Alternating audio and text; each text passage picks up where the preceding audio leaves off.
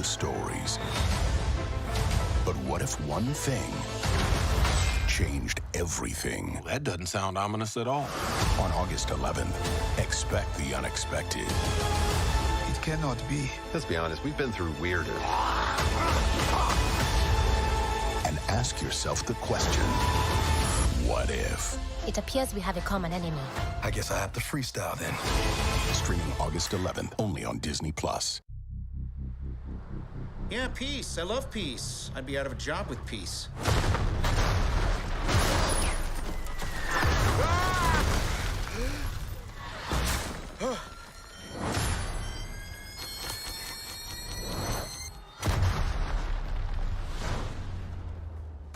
Do we know each other? Time.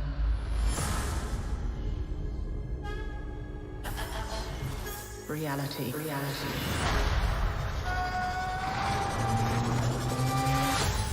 It's changeable.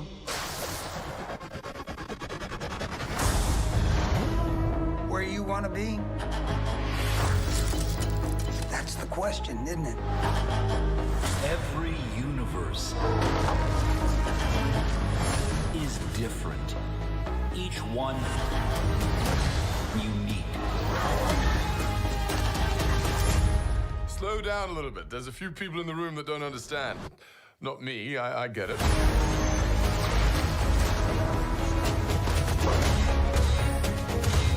Who are you? The name's Captain Carter. Scheiße. I am the Watcher. I observe all that transpires here. But I do not, cannot, will not interfere. I guess I have to freestyle then.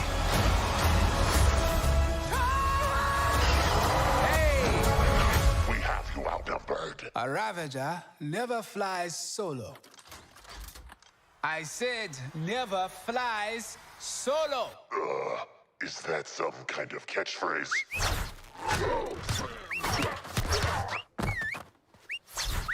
You had me worried for a second. Journey to face the unknown and ponder the question.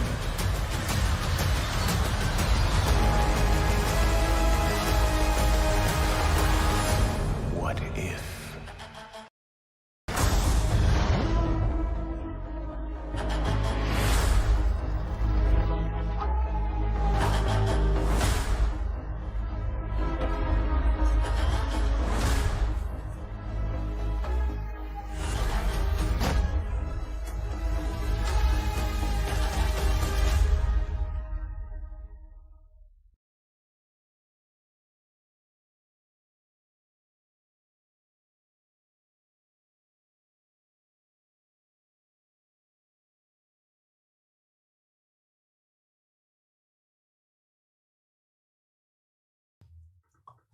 And we are live, except Darth Chaco over there is in my seat. Okay, there we go. I changed around. There we go. We are live with another episode of the What If After Show. This is episode 5. This is the quote-unquote Marvel Zombies episode. So anyone out there watching on the many live stream platforms that we're on, Facebook, YouTube, Twitch, or our number one live stream platform, volume.com/The Keeg Show. We are here to talk about that episode. So if you haven't seen that episode, I don't want to kick you out. You don't have to leave. But at the same time, we are going to be talking about spoilers about this episode 5 of the What If Marvel animated series. So, keep that in mind. For those of you who are around waiting for some bootleg episode of Disney Plus, because sometimes there are people out there that are waiting for us to just show the whole episode. You're going to be sorely disappointed, and I apologize for that. Who am I? I'm your host, Dimitri Pereira, and this is the Keeg Show where, we talk about the What If Marvel animated series, and I can't do it alone, so I brought in my co-host, Paul Lau, everybody. Paul, how you doing today?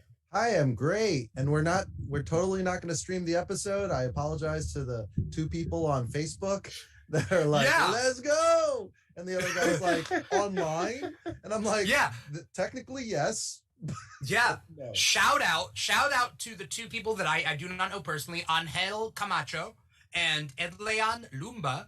Put him on blast. I'm not putting him on blast. I'm just saying that Angel says online, and then Edleon says let's go. So, you know, if you're waiting for a bootleg version of this episode, I'm sorry, we do not have that. But, you know, I typed ready for the after show, and so you kind of know what's up. So I've introduced my co-host, but who have I not introduced is the guest of tonight, the soup du jour. You may know him on TikTok as Darth Chaco. Darth Chaco, how you doing, man? Oh man, I'm doing great. I've been really enjoying What If. I'm Darth Chaco on TikTok, on YouTube. We'll be doing a big push of content on YouTube, like starting next week. Also, it's the High Ground podcast, which goes live tomorrow at 5 p.m. Pacific time. We're talking about Star Wars villains, but I'm so happy to be able to stretch more of my Marvel legs because Marvel is my first love, and I especially love the amount of humor that we got in this episode. So I'm ready to dive in. Yeah. What have you thought about What If so far, Brandon? Like since leading up to this episode, not including this episode. So far, it's been a love letter to the fans, really. I can't say that I think isolated, like in and of itself, it's been great. I feel like every episode does require you to already be invested in the MCU, which there's nothing wrong with that. If you are invested, it's great. I can't imagine someone that isn't invested enjoying the show, truly. But so many Easter eggs, so many like just little nod points. Like seeing a good Thanos was just like disconcerting in a lot of ways. In episode 3, no 2. Was it episode 2? Yeah, I think it was 2. He's a Ravager. Yeah, that's right. Good Thanos. Yeah. I mean, I still think genocide is just more efficient. It's had some highs and had some lows. This journey that we're on. I think What If is definitely a journey, right? It's an experiment. It's a journey. It's like, you're right, Brandon, where you're saying that, like, if you haven't watched Marvel up until this point, like, you're not really going to be digging it. That being said, why is this your first Marvel thing that you're watching? It'd be kind of weird, right? You never know. I mean, I come from the Star Wars world where every single thing is someone's first introduction to this world. Really? So I talk to people and they're like, oh, I just started watching The Bad Batch and I really like it. Should I watch all the movies too? And you're like, what? Where have you...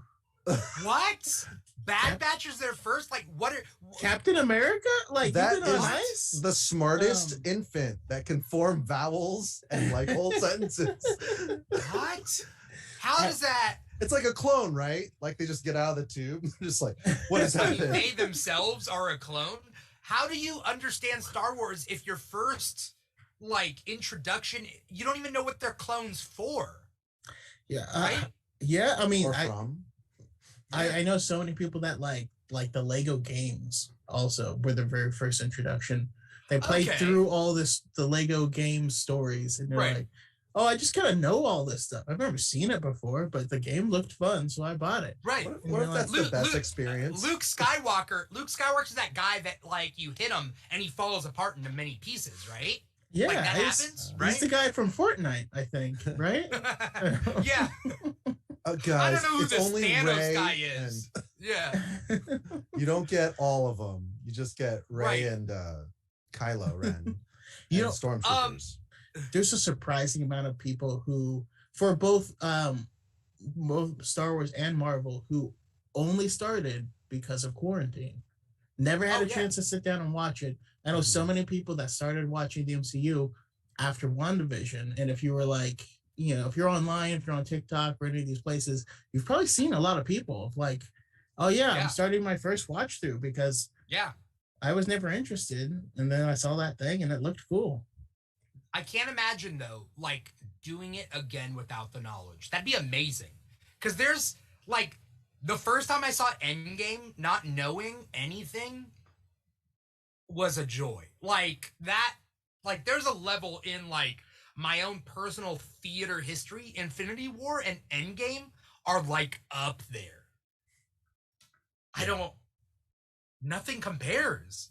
Like to do it all again without the same knowledge, I would love to erase my mind and do it again. And like, I'm glad we got quarantine came after Endgame. Because that would have been a horrible. Oh no! Shit. Just at home, just being like, wow, they're gonna just release it on Disney Plus. Okay. Oh no! Or like you had to wait 3 years to see it live. Oh gosh, having all those previews and then all the like thought pieces, like that would make me sad now. Yeah. Well, there were people that when Infinity War came out, people were like, "Yeah, they're gonna stay dead," and I'm like, "What?" And I was like, They have Black Panther 2 prepped. They have Spider-Man 2 prepped. And then it was like, oh, yeah, no, I mean, it'll probably just be a different character. And it's like, I don't know if you know Marvel or movies or how money works in general. I like money. Yeah. Yeah. I want to do a shout out to some people out in the chats right now, other than Angel and Ed Leon. Matt Morey's out there. Miss Marauder's out there. Miss Marauder says, "Oh my friends, I did not enjoy that episode of television." Matt Morey says, "Wow, it was my favorite." Matt also says, "Bring Ray Sloan to the screen." Is that a Star Wars character? Yeah. Sorry. Yes. Ray Sloan is an amazing character. Shout out to Levers of Power. Who said that? Matt Morey. Matt's been on the Keeg on a couple episodes. You might have met him, might have not, but he's a big Star Wars fan. Matt, find me, message me on Instagram. Yeah. Any fan of Ray Sloan is a friend of mine. Automatically. Why are there multiple characters named Ray? I know it's spelled differently, but why? I couldn't tell you. I could. Well, actually, you know what? Ray, the character from the sequels, was originally named Kira when George Lucas had imagined her, and so back like Kira from Solo, spelled different, okay. but Kira, and so it makes sense that other people would probably use the name in that time frame because that's when like the book Aftermath came out, and then the book this is a book only character so far. So she's in the comic books. Is she in the comic books? Yes. I have not read 100% of the comic books, but she's in Aftermath, and chronologically, A New Dawn would probably be the first introduction to the character. But we stand Ray Sloan here. Yeah. Matt Morey, I know, is a big Star Wars fan, so I'm sure Matt will reach out to you. Miss Marauder says, "Hey, my cousin watched a whole season of The Mandalorian thinking Baby Yoda was literally Yoda as a baby." Just shows you don't have to know everything. That is weird, but okay. I guess it doesn't change the story per se, but it does kind of weird things up if you're trying to think about continuity. It makes me so excited, though, because I love to talk to these people and find out. Well, because depending on when you jumped in, it's a different story to you. Right. You know, I have a coworker, huge nerd, has read every issue of Spider-Man since its beginning, and I'm the first person to introduce him to like the King in Black, and like he's watching, and he didn't know anything about Star Wars. He's watching the Clone Wars for the first time, and he's like messaging me at work because he found out that I make content. I try to keep those worlds separate, but it's fascinating. I mean, we're definitely going to talk about this episode, but I just think that, like, depending on how someone starts something, their comprehension or expectations of things change. My first episode of How I Met Your Mother was season 3, episode 1, when I watched the season premiere, and I was like, I love this show, and I watched, like, I watched that episode, and then I went back and I watched seasons 1 and 2, between episodes 1 and 2 of season 3. but like that changed my whole way of doing things, and that's so like it's interesting where you jump into the fandom dictates like how kind of how you view things. You know, I do think that's interesting. But shout out to Miss Marauder and Matt Morey for being out there in the crowd. Thank you so much for watching this. Let's get to it. This episode, just from the beginning, we knew this zombie episode was going to happen, right?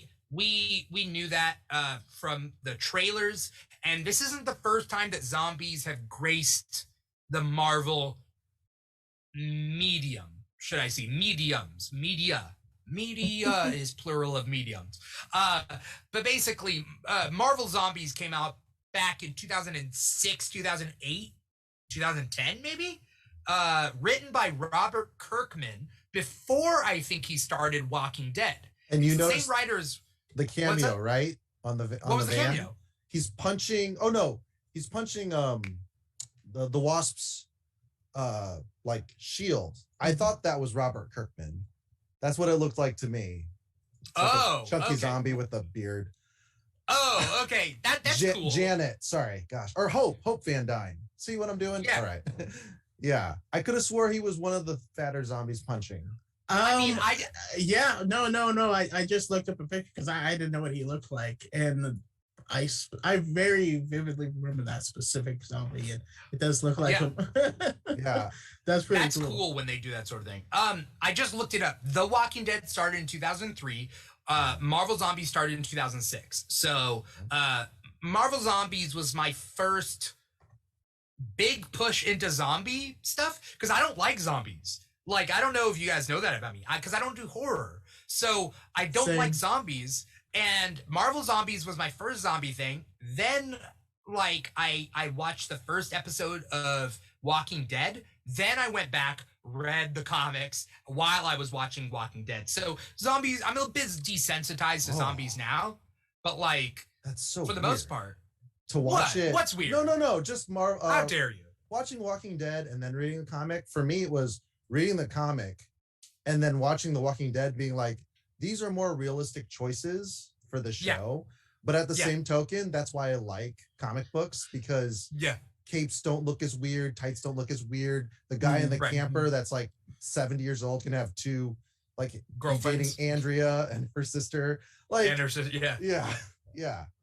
But Miss Marauder is heckling either us or the concept of zombies in general. She's saying the whole zombie concept is just so dated and tired. It's 2021. We still doing zombies?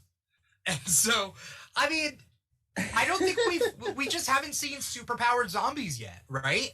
I mean, other than, like, I guess Army of the Dead or whatever, like, weird new zombie movie comes out. But the point being is, this is the first time we're seeing Marvel Zombies outside of the comic. Brandon, have you read Marvel Zombies? I have not read Marvel Zombies. I am also one of those people that doesn't like zombies and typically is not into horror. Actually, making content every now and then, I'll have someone reach out and be like, hey, a movie's coming out, we can send you a package.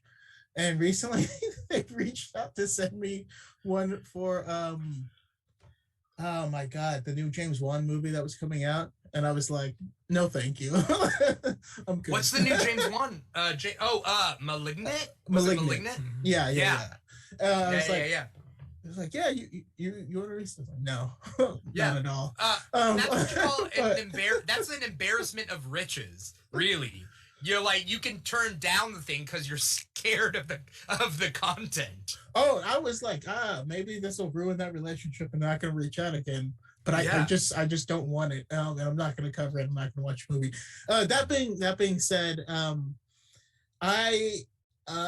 I've read things adjacent to it. I'm actually have been rereading the Hickman's run of New Avengers that led into the second Secret Wars, and then there's Marvel Zombies in that universe, and T'Challa, who's king of the dead, leads this army of them with the Infinity Gauntlet, and it's badass moment. Also, 28 Days Later, that franchise, I really do enjoy that. Good. Excellent soundtrack. Oh, are you a Midwestern emo guy? Because I'm from Indiana, so there's Okay. that part. I don't know about emo. I mean, I listen to emo music, but Where were you from, the Brandon, second wave, originally? the second wave emo stuff, like before it became scene and the hair and all that stuff, sure, is just excellent music, and that's kind of like where that soundtrack was. A lot of it comes from, so it makes me excited whenever I find where people. Where from the Midwest are you from, Brandon? Oh, I know no. you're over here. No, I've only been West Coast. I've just moved up and down the West Coast 1,000 times. So Okay.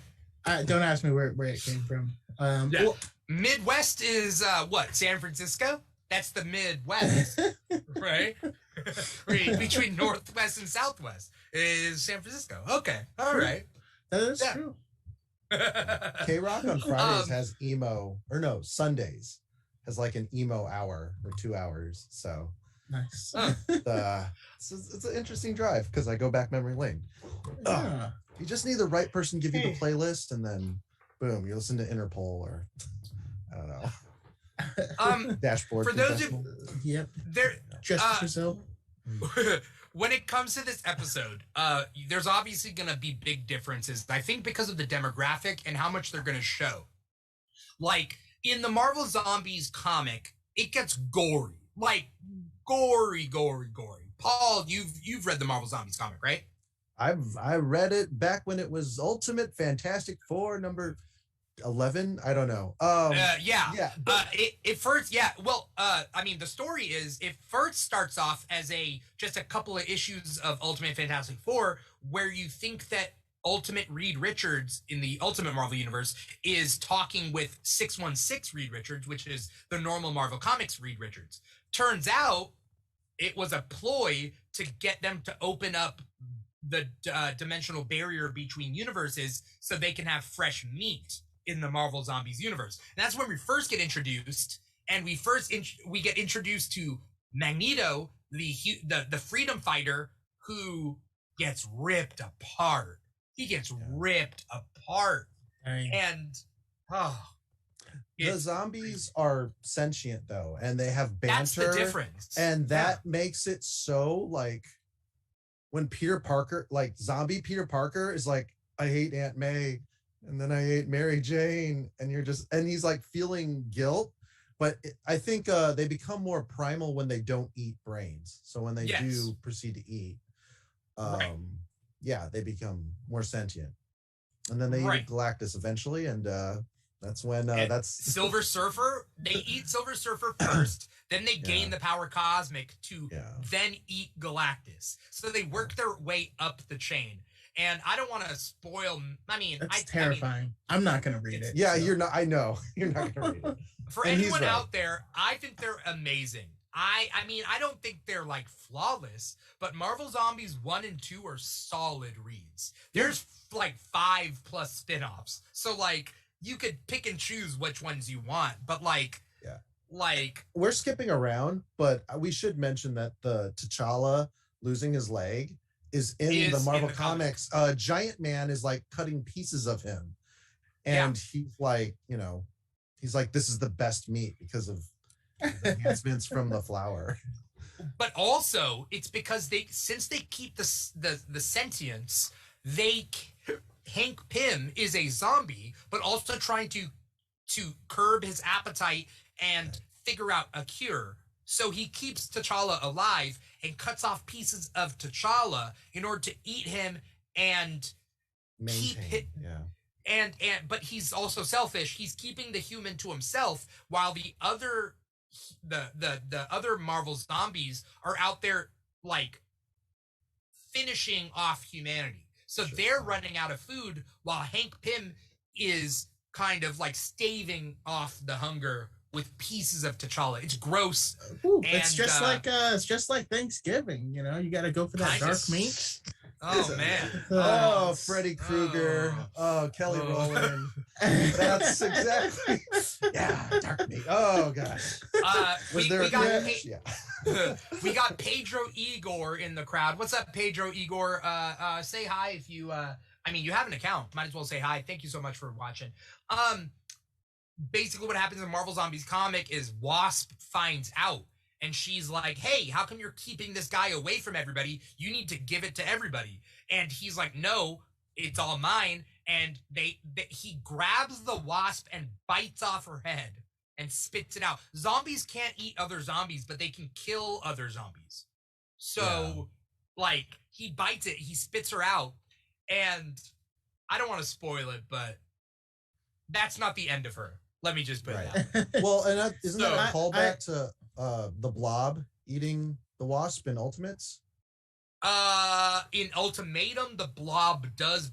No, well, the Blob eats Wasp, and then Hank Pym bites off the Blob's head in Ultimate Universe's Ultimatum. But yes, it might have been a callback. But the point being is, it's satirical in a way. There's like actual like Peter regretting and like having shame and guilt in eating Aunt May and the Wasp. And then later on it gets more and more satirical because like he goes to a new universe and tries to make things different, but then they turn into zombies and get decapitated anyway. So like there's a thing.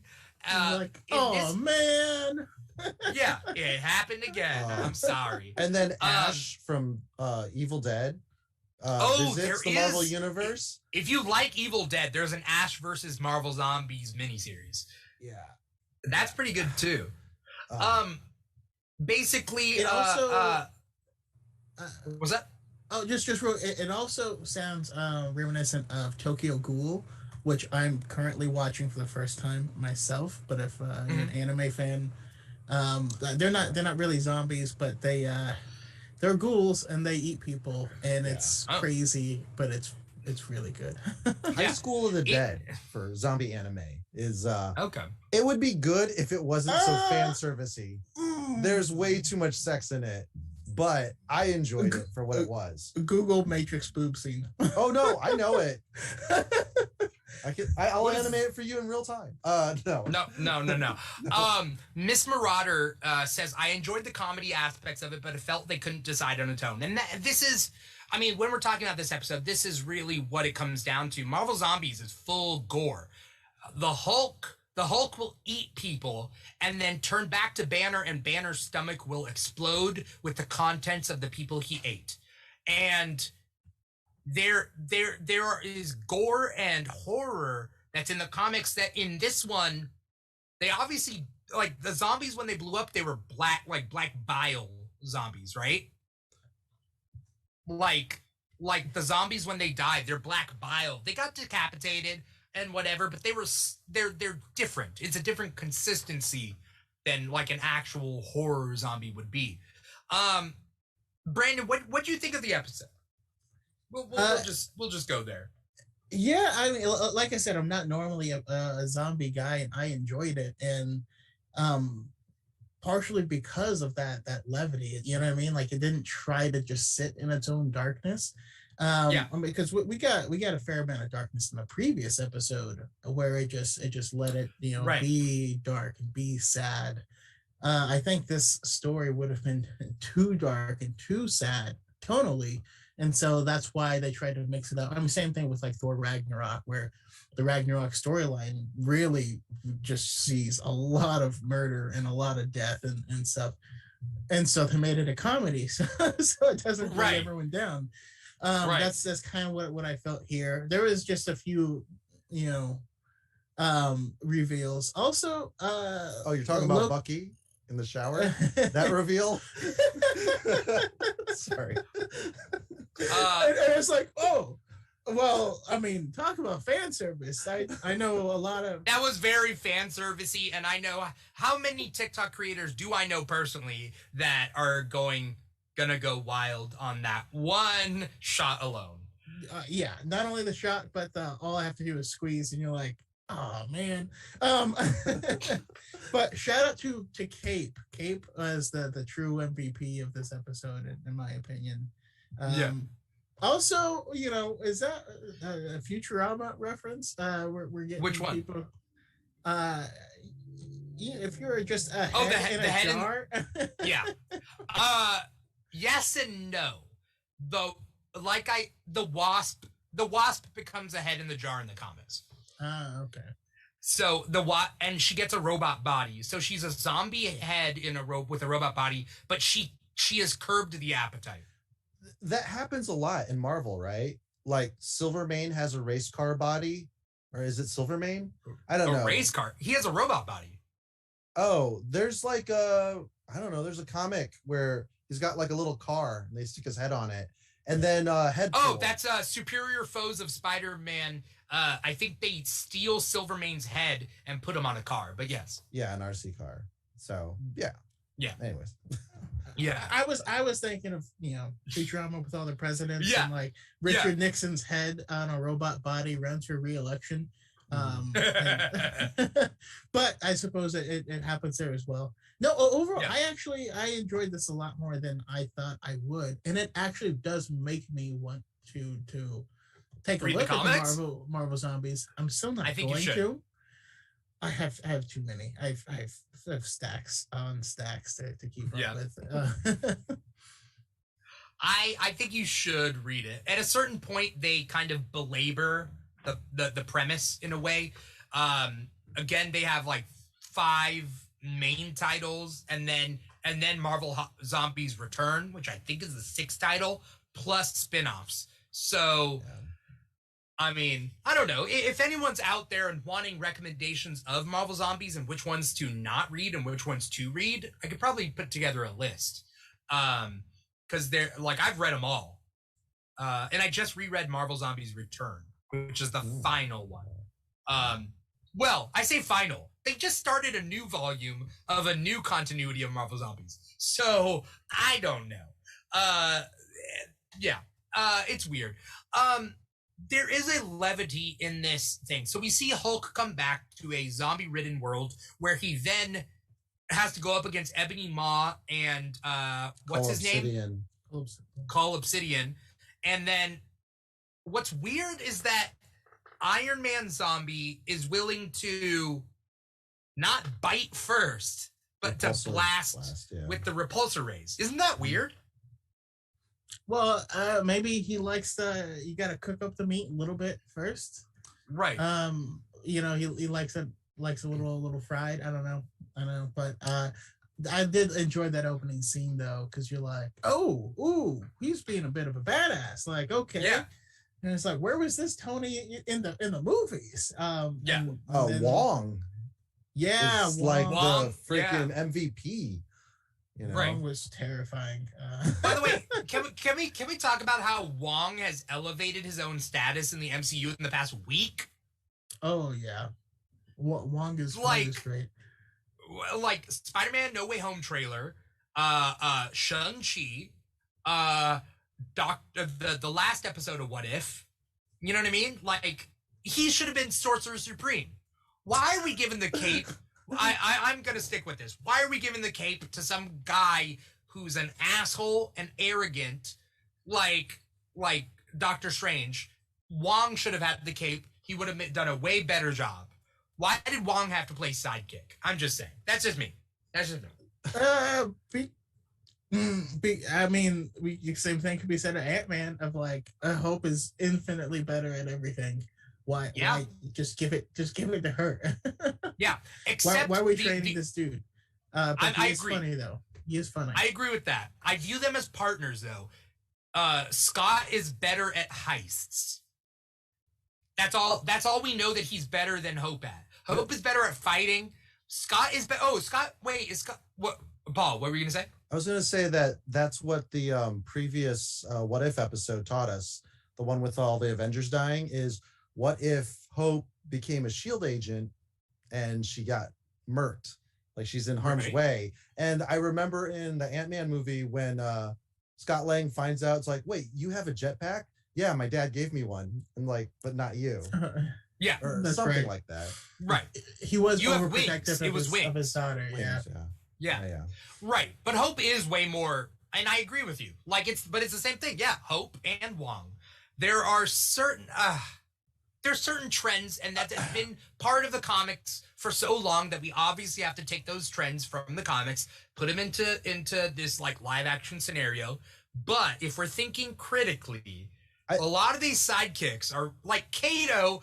Okay, the Seth Rogen Green Hornet movie. Why isn't it just Kato? Kato is playing a sidekick, and Seth Rogen is so inept at being Green Hornet. Yep. Why is the movie about him? Because you know that's what I mean? the original. That's Bruce Lee. Because that's the original. Yes. Yeah, but Wong is because more of oh, go on.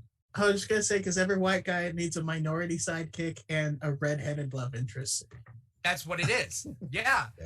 It's like it's that because we got to make the main hero a white guy, and then we have to have his sidekick then fill the diversity quotient. But like, why doesn't that guy just usurp the throne?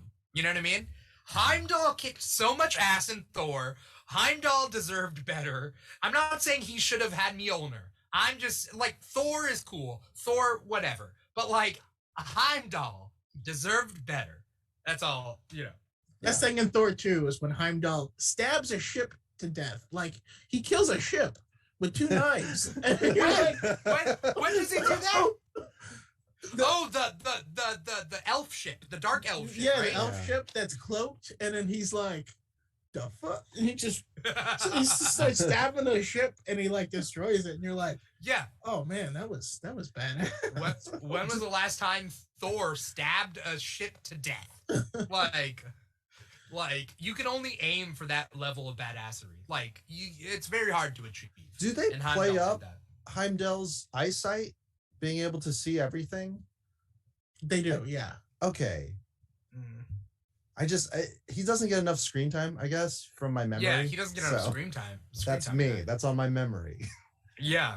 I gotta say, kind of some shout outs for because in Norse mythology, Heimdall is the whitest god. Yeah, with red hair and a red beard. And they're like, Idris Elba for sure. Yeah, I'm cool with that. Like, oh yeah, you can put like, him pretty I don't much want to anywhere. Like, I don't want to say this so blatantly, but I'm gonna say it. Fuck your mythology. It's just like that's mythology. Like everybody changes the race. Jesus wasn't white. Okay, moving on. Like things can change. Whatever. Anyway, Marvel Zombies though. Wong is an administrator, by the way. I think he's more like a teacher at Hogwarts. He's not really the students that are adventurous and willing to push the boundaries. Whereas Doctor Strange, he's going to get into trouble, and so because he's that kind of character in all of anime, the fire starter, he's going to push himself. He's going to do a lot of stupid things or reckless and dangerous things, and that's why he's the protagonist. Okay. You're saying Wong isn't given Sorcerer Supreme because he's not bold enough? I mean, well, not that he's not bold. He's too pragmatic. He's like, why would I do that? Like, he's competent. He listens to Beyonce. He wants a tuna sandwich from that one deli. Like, Paul's a secret Wong stan. I mean, that's since before. Again, Wong doesn't get enough respect. Yeah. Miss Marauder says. Awesome. Benedict Wong. Yeah. I got to meet him at Comic-Con the last time there was one. Was this before Doctor Strange or after? After? It was after. Yeah. He was in another comic book TV show that I didn't watch. It's like a School for Hitmen or something like that. Okay. He was also Genghis Khan in Marco Polo. I did not watch that, but that makes me interested in it. Yeah, he's great. Miss Marauder says Deadly Class.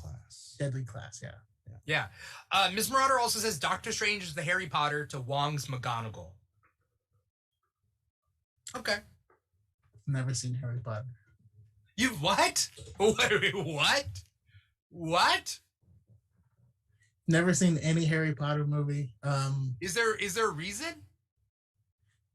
No, not really. I just, like we're talking about some people, sometimes you just have blind spots. I didn't watch the Lord of the Rings trilogy until this year, like that I don't November? care about. I don't care about that. Lord of the Rings, take it or leave it, whatever. No. But like Harry Potter, you gotta see. You ever have those movies where you're like, oh, I should probably check it out. And then your friends are like, yeah, we're going to do a marathon and we're going to watch it for like 28 straight hours. And you're like, oh, geez, no, never mind. I had a friend. I had a friend who did that to me to Lord of the Rings. And he was like, stay overnight. We will do an overnighter. And then into the day, we'll watch all 3 Lord of the Rings. And at the end, I'm like, now I know it. Great. But I'm not convinced that it's good. I don't like when people hype things and it's just never as good as the hype, or I don't know, like you need to find it, or it needs to find you. I mean, right. Cause it's going to hit everybody in a different way. And that's why I haven't like that same exact thing. That's also why I didn't watch Lord of the Rings. Like people are like, oh, well, the one that you found that you were going to watch, was that the regular or the extended cut? And I'm like, well, it's like 3.5 hours. And like, oh, so the regular? That's not the extended cut. Yeah. Oh, like, that's the abridged. That's the, you know. It was like one of the first long books I read as a kid. And so when The Hobbit was. But yeah, I saw Lord of the Rings in theaters and I had never seen anything like that at the time. Yeah. I so loved now, it. What? I did love it, by the way. You did love what? You don't get to change your answer. No, I'm kidding. You love what? Lord of the Rings? You did see Lord of the Rings? Oh, okay. I thought you said you didn't see it. Okay. No, Harry Potter, I didn't see. Harry Potter. Oh, okay. Harry Potter. Yeah. We will figure out something, Brandon, or I will organize a TikTok-wide boycott of your channel. What? All the Harry Potter stands in the audience, they'll be like, no, we're not gonna partake in this. He doesn't know. And yeah, I'm sorry. You said it. Harry Potter addresses the very thing I had a problem with, and that's a lot of time he gets a lot of help. You know, he's not an active protagonist until like, I don't know, way later. I mean, there are a couple of scenes in a couple of books, really. No, Miss Marauder says, oh Lord, do not weaponize the Harry Potter stands. Yeah, I won't. I'm just joking. I wouldn't do anything to hurt Darth Chaco and his things. In fact, like, I don't know. That's like an ant biting a person's foot. I don't want to do that to you, Brandon. Marvel Zombies. Let's get back. Yeah, I know. I'm trying to like. I can handle just real quick. I can handle anyone except for Draco Malfoy fans. That's a whole. Okay. They scare me. I don't even know anything about it, but their energy frightens me. Yeah. The energy that frightens me is the people who think that Snape and Hermione should hook up. That's some weird old stands, and we're not doing that. What? There's fan fiction out there. There's Snape Hermione fan fiction, and I'm not for it. That is not my thing. I'm also not that's neither here nor there. Moving on. I'm very uncomfortable with the energy in this room. No, I'm kidding.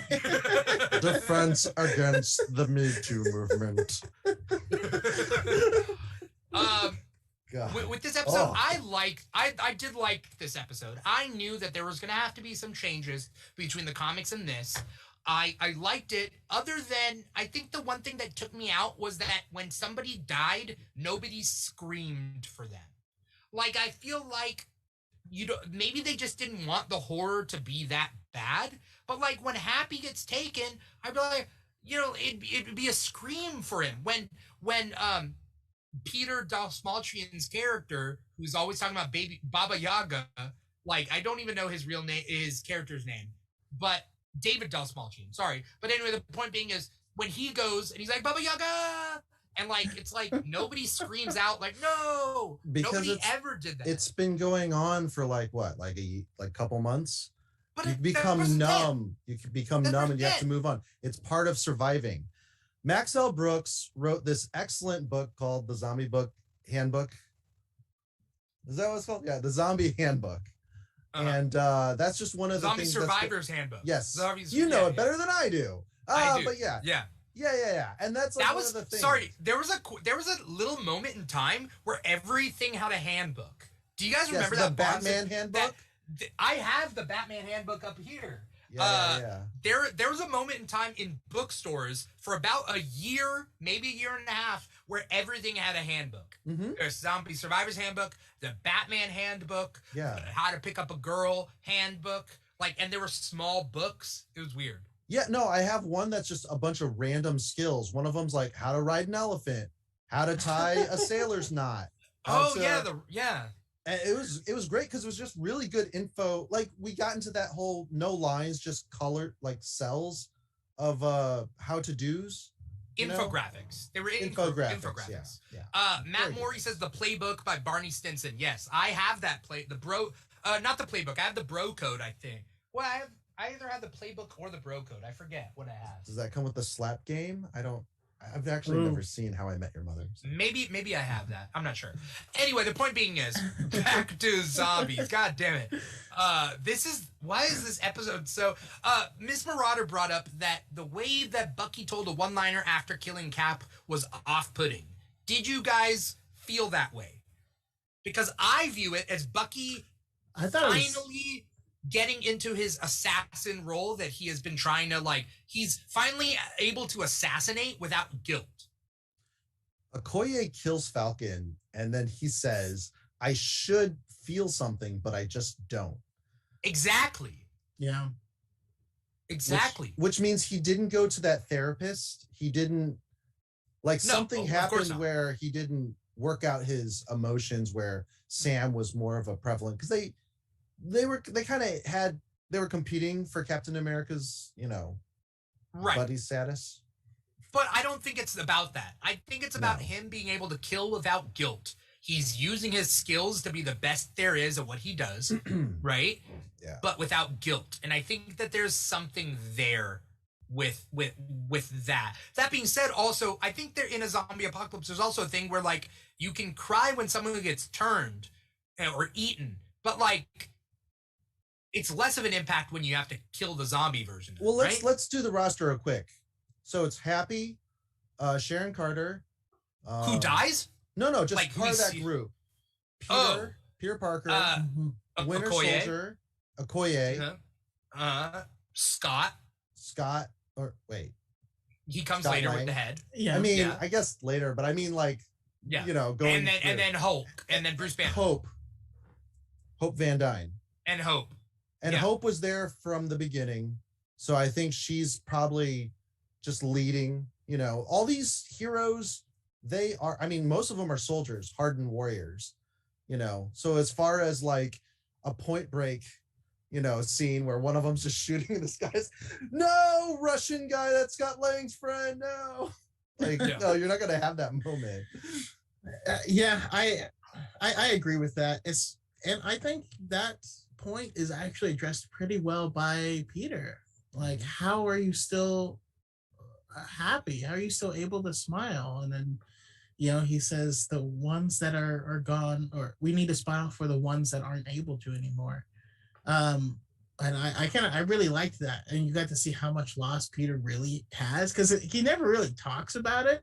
And you're like, oh, none of those have anything to do with zombie losses. That's just regular Peter. Well, Aunt May, but I think that was fairly well addressed. I don't know. I wasn't expecting a Revenge of the Sith. No, I wasn't expecting that.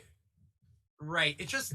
It's sad, and I want to feel that sadness. I did not feel any sadness, and I've talked about it on multiple shows. I cry a lot when I watch these sort of things. I cry with sad movies and whatever, and I felt like it purposely did not want to tug on the heartstrings.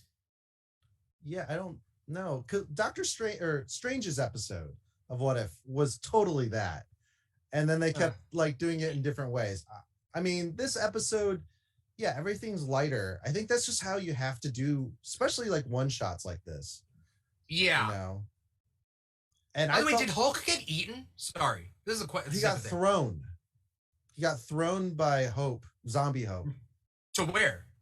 I could have swore she threw him at the Quinjet, but maybe that wasn't Hulk.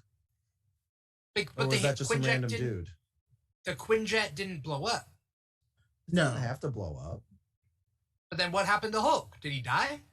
He hulked out in the middle of a crowd of zombies, and it's established that they can't bite him because he's like, "Hey, thanks, Thanks, green guy. Yeah, but he runs up on Wanda, which that was a terrifying reveal. Oh shit! Yes, yeah. The whole dude, the Vision Wanda Vision was thing. cutting up T'Challa to feed Wanda. Oh, come on, give Mike Van T'Challa a break. Yeah, that was rough. Yeah. But I don't remember what happens to Hulk after that, because Hulk gets big and grabs the jet. But I think they just leave Hulk behind. Yeah. Yeah. After he gives him the Mind Stone, which Vision does that. It's so weird that you can talk Vision into doing the right thing eventually, but left to his own devices, he's like, I don't know why I love Scarlet Witch, but I'm gonna, feed innocent people to her. Right. So also he knows that it doesn't really satiate. Like they bite, but they don't fill up. Right. That's Like always kind of Titans. impressed me. Like what? Tetanus? Like Titans. Oh, I'm only What about on Titans? episode 3. What about of this Titans? season. Attack on Titans. Oh, Oh, Attack on Titans. Attack on Titans. Oh, I thought that's you were talking way about like different. Okay. Titans on HBO Max. Yeah, that's what I heard. No. I mean, I only made it like either 3 or 5 episodes into that show, and then I said to myself, if everyone acts like Jason Todd, then no one is Jason Todd. And then I stopped watching it.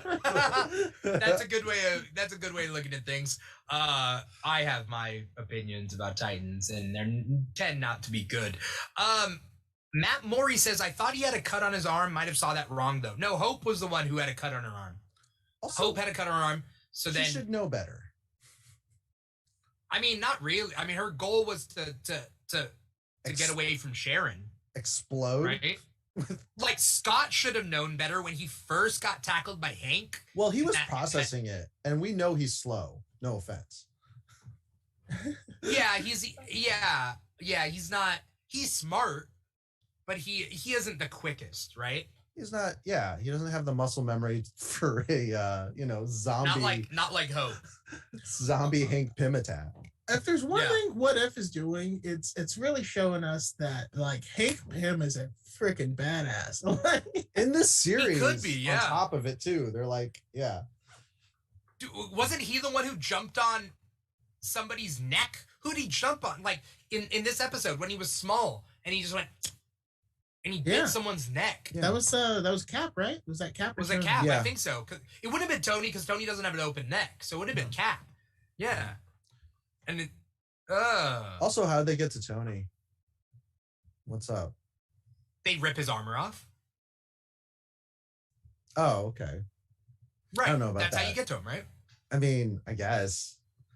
I mean, comic book Tony does get, he puts his dukes up, but like if I were regular MCU Tony, it'd be range battle all the way. Same with War Machine, like napalm him. Just like I really felt bad for Falcon at the Battle of Wakanda. It was just like, all right, you're there too.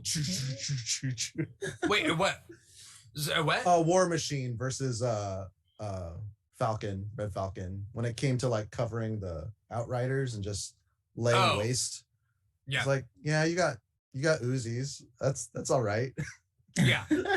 Yeah. I'm lighting up the perimeter. That's fine. Right. I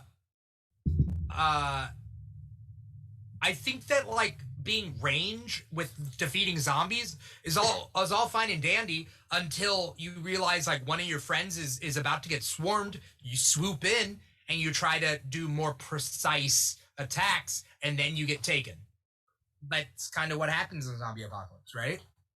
It's just with superpowers, everything changes. So if you have Falcon, again, aerial attack, unless there's no Thor in that one, right? At all?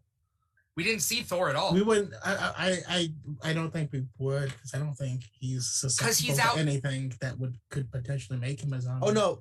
Wait, yeah, Banner. I'm sorry. He's out in space. Yeah. He's floating with Banner the Guardians.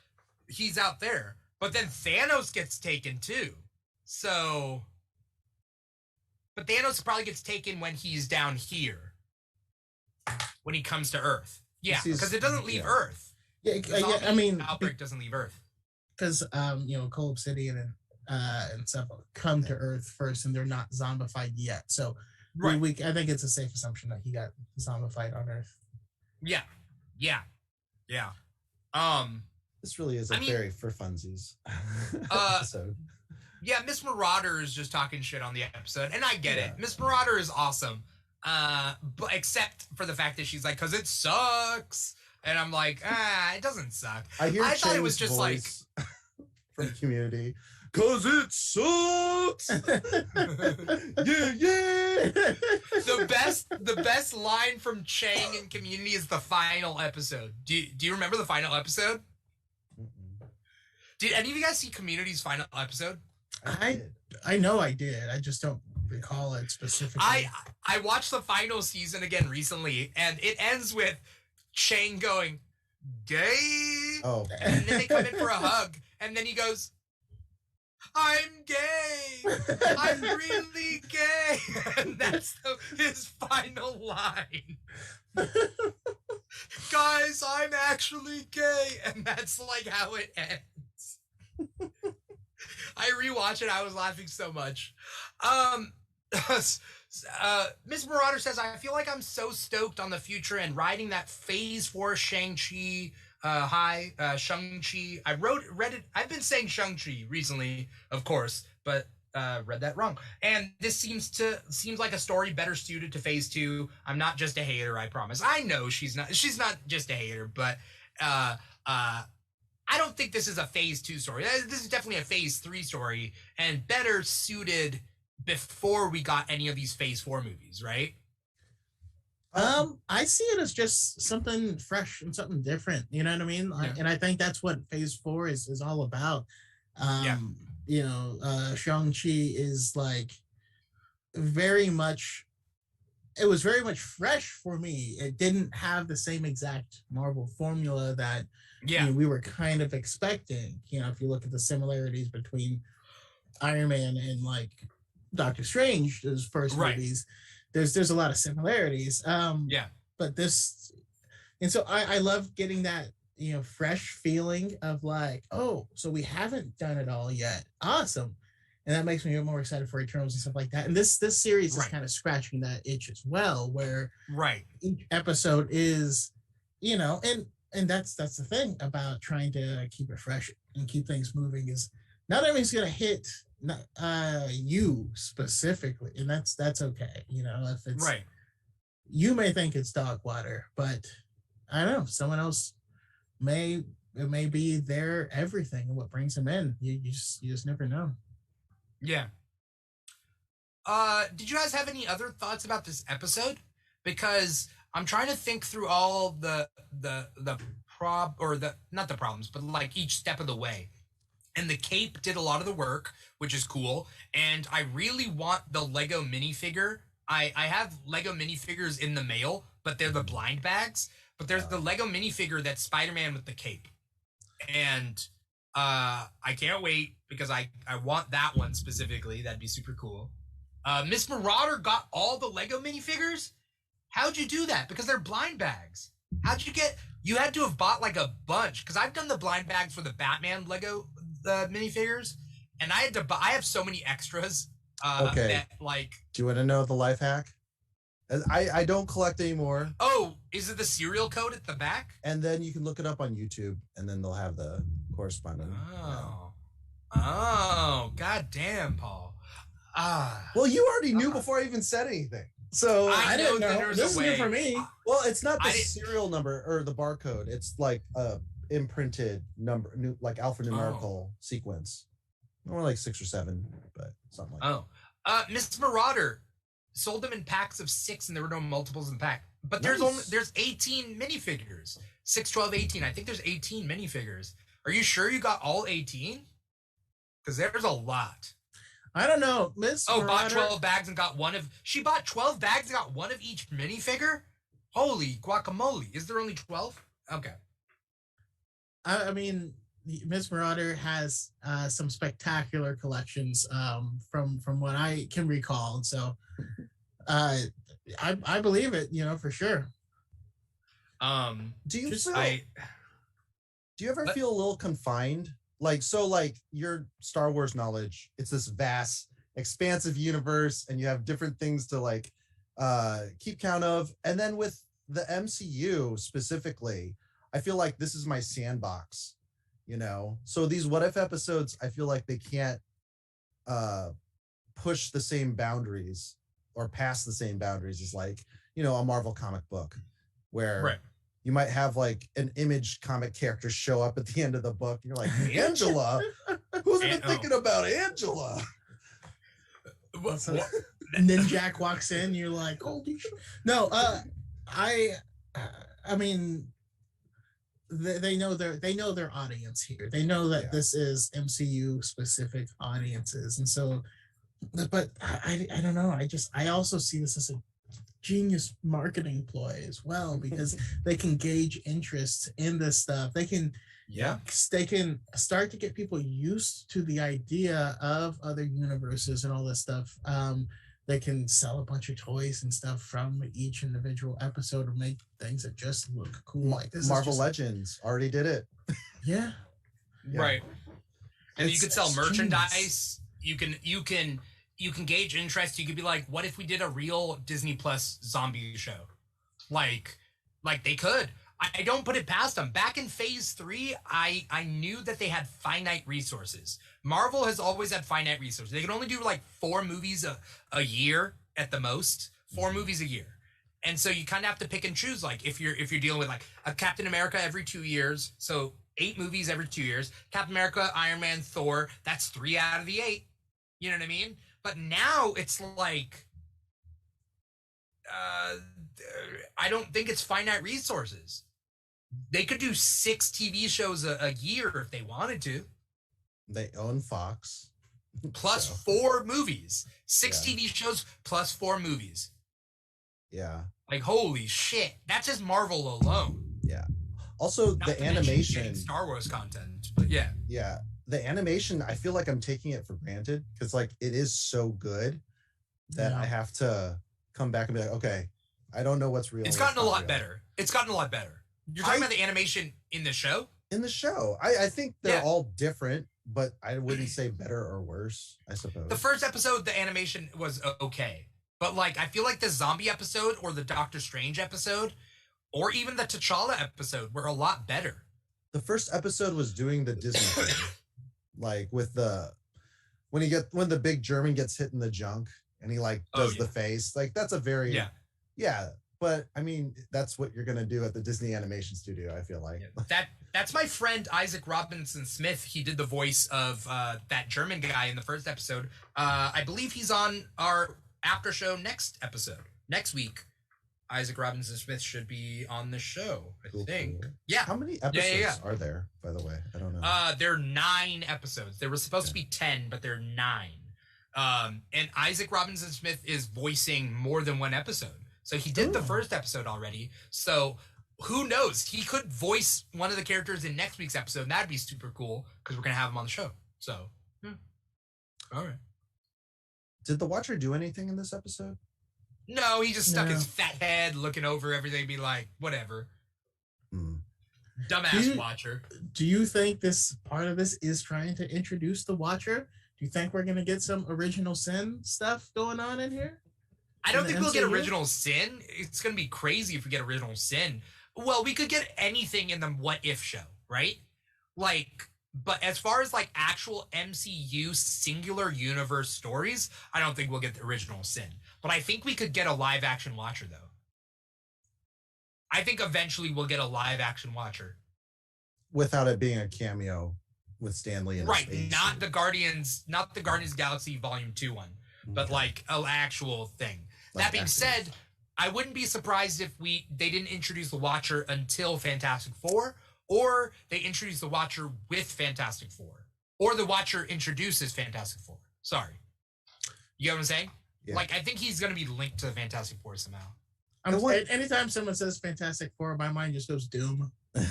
Yeah. Doom. I mean, it would be cool to have a story where Doom tries to steal the power of the Watcher for all sight. You know what I mean? Hell, that could be Fantastic Four #1, baby. that just is Doom all over for sure. That's Doom.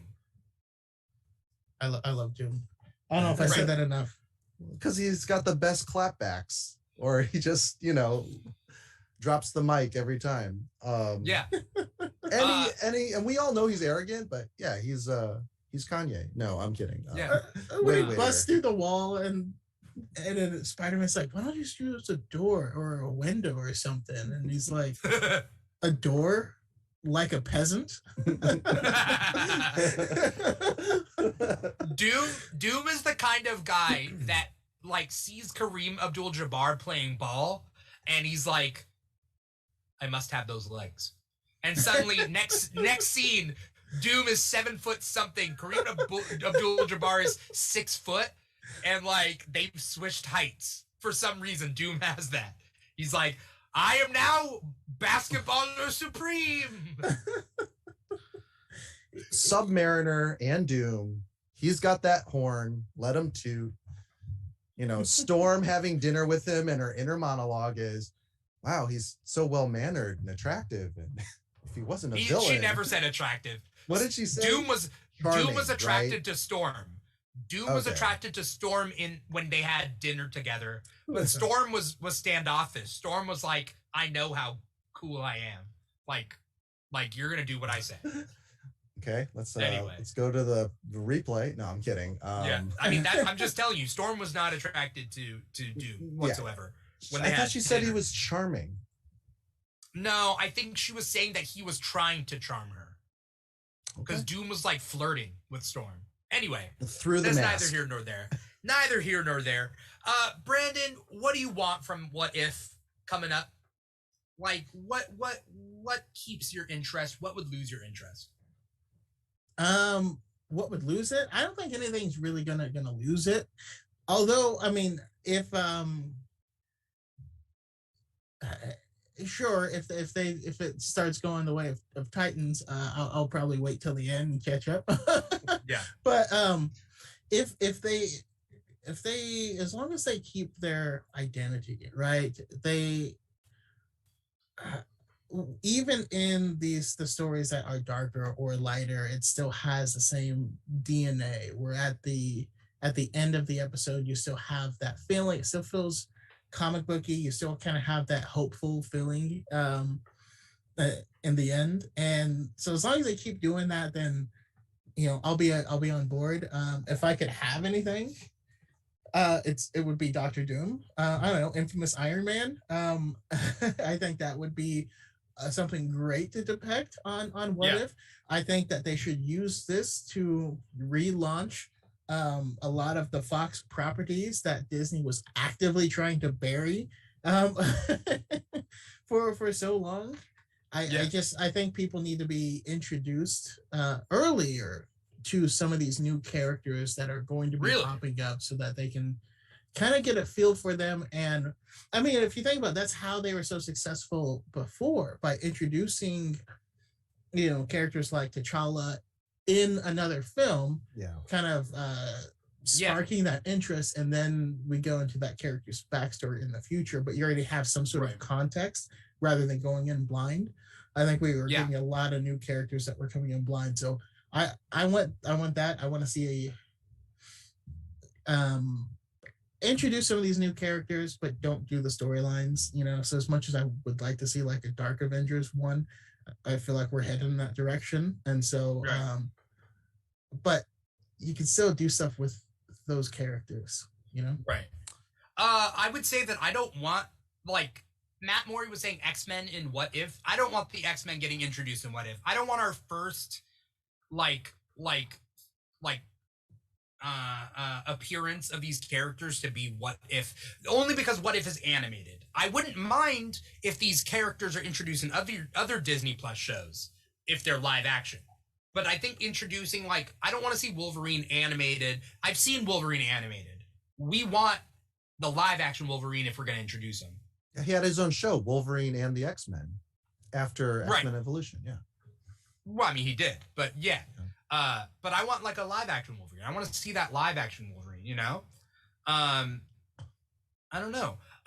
Miss Marauder But- says, is this the first explicit mention of Uncle Ben for MCU Spider-Man? Did they mention Uncle Ben in this episode? He did directly mention Uncle Ben. His parents What'd he say?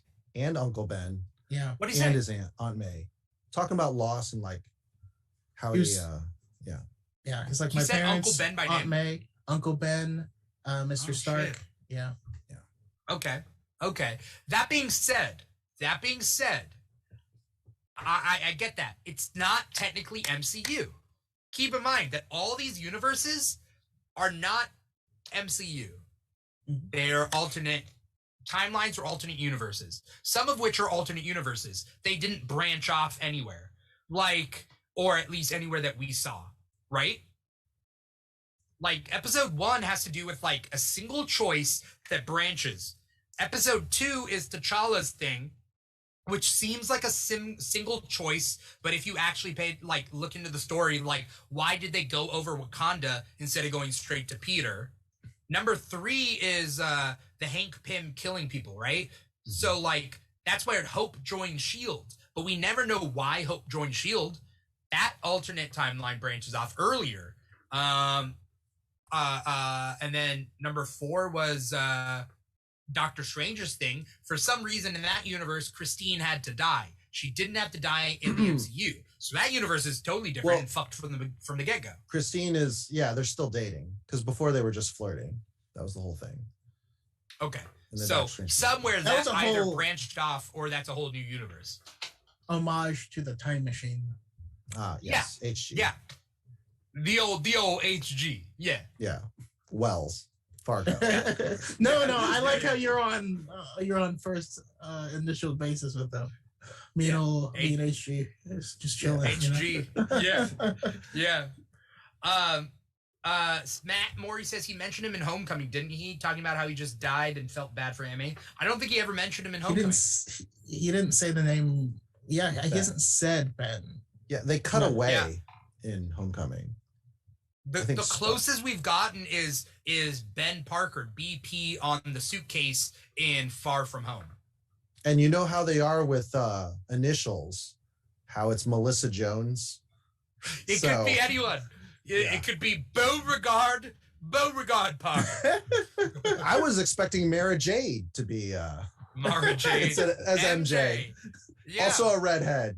Also a redhead. A fiery redhead that calls people Tiger. No, that's not true. Hand of the Emperor.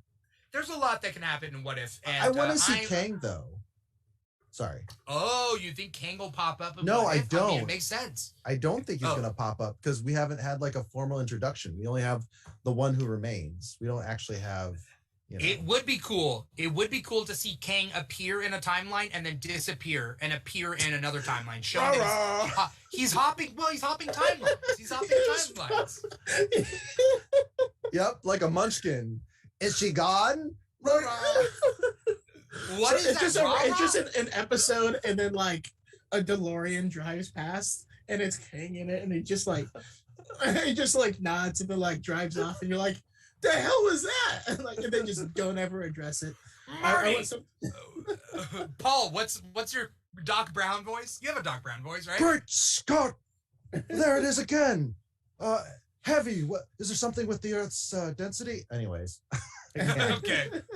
I don't know. There's a lot. Matt Morey says he's gonna call it a night. Yeah, it is about time that we wrap things up. But I just think it's interesting. Like, what do we want from What If? And I think that's just a general question. It's like it's a rhetorical question right now. We've talked about it, but what do we want? What satisfies us as fans? Do we want stories that have a small change? Do we want stories that have a big change? What if all the Avengers were cowboys? I mean, the Justice League did that with Justice Rioters. That was an Elseworld story. But the point being is that, like, do we want, like, the Avengers but in medieval times? Or, like the What If the Avengers were Knights of the Round Table?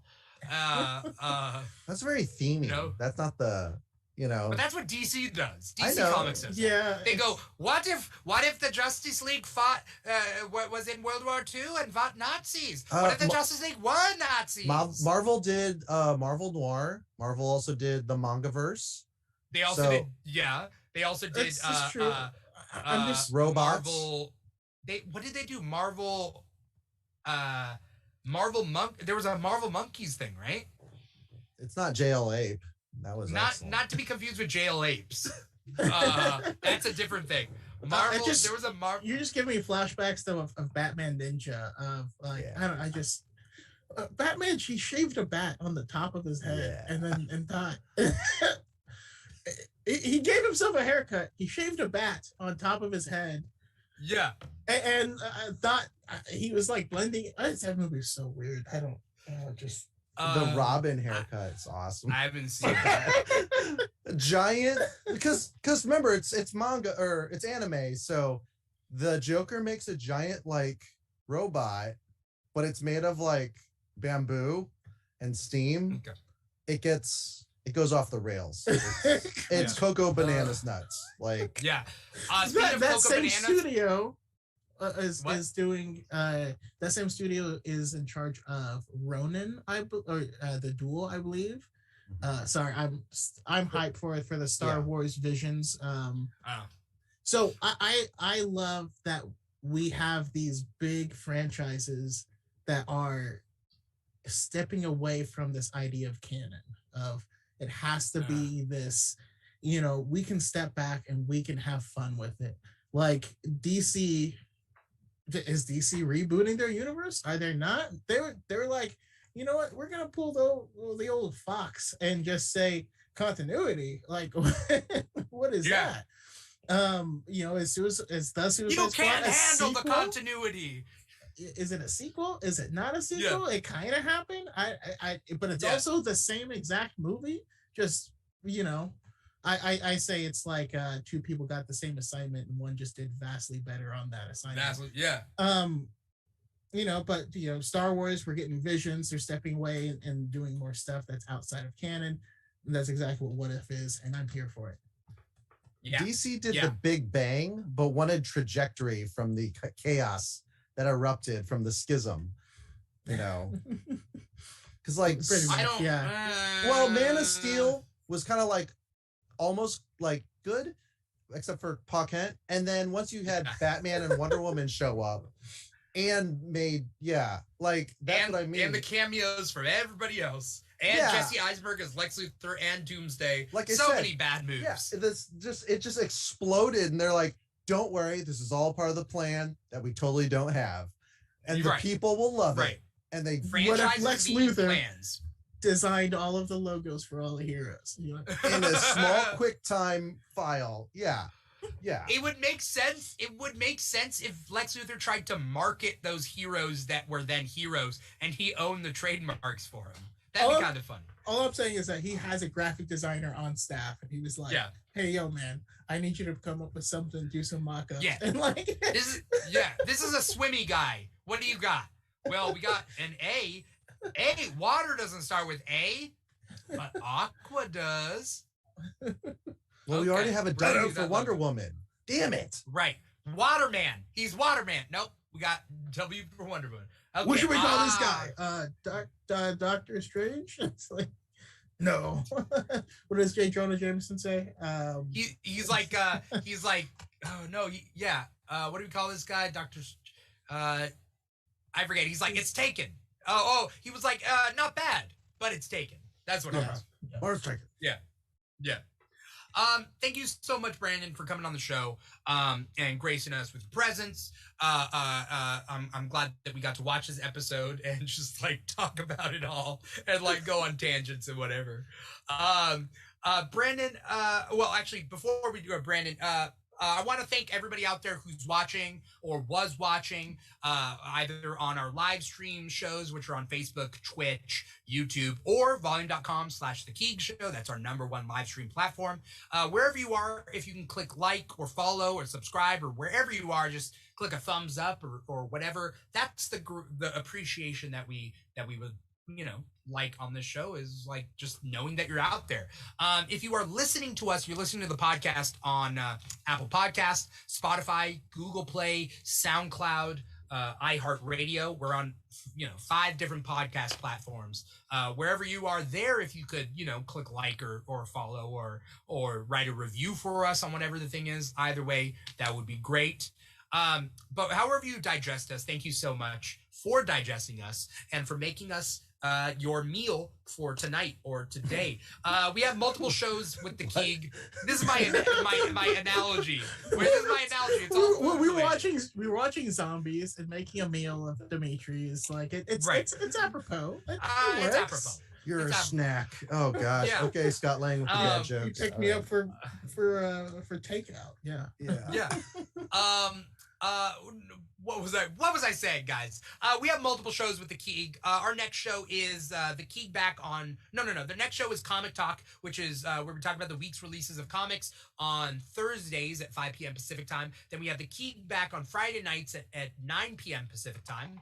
And then I don't believe we have the Keeg live this weekend, but next weekend we will be having it. So we have multiple shows. Follow us on Instagram at The Keeg Show. Follow us on TikTok at The Keeg Show.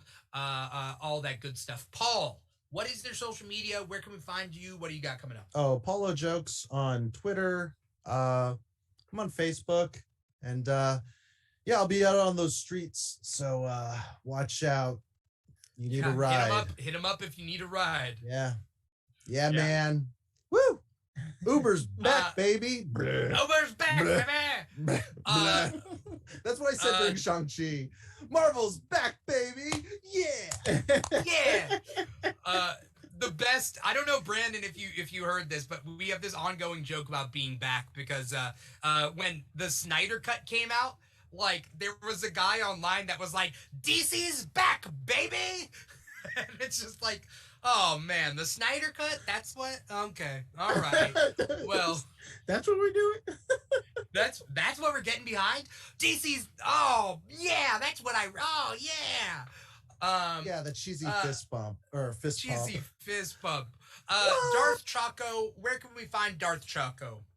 Yeah, you can find me on TikTok mostly for now. Like I said, I'm gonna be doing a big YouTube push soon. But yeah, Darth Chaco TikTok, Darth Chaco on YouTube, Darth Chaco 7 on Twitter. I can get a little spicy on Twitter. Ooh. But like we're talking thirst traps? You doing thirst traps now? Uncut, unfiltered. Not quite. Although I should repost my Darth Chaco OnlyFans video.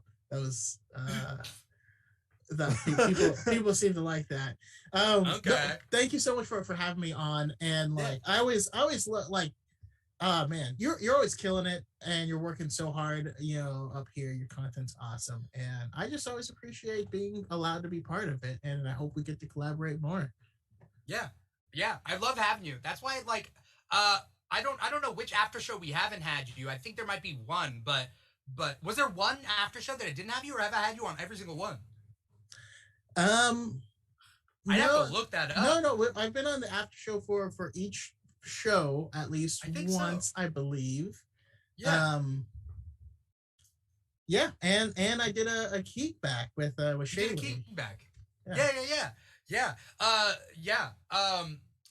I would love to have you back on another episode of the Keeg Back when you get a Friday night free. So we'll definitely stay connected for that. I love having you on the show. Is just basically what I'm trying to say. And I will gladly have you as many times as you're free to be had. Awesome. I appreciate it, and likewise. Definitely. Thank you. For everybody out there, thank you guys so much for being a part of this. Thank you so much. Definitely go follow Darth Chaco wherever he is. You got to figure out which iteration of his name is for which social media. But luckily, if you're watching this live, you can see it displayed right there. But thank you, Brandon, for coming on the show. Thank you to Paul for always co-hosting with me. And thank you to everybody out there. Once again, I'm your host, Dimitri Pereira, and this has been another episode of the What If After Show. Take care, everybody. Peace out.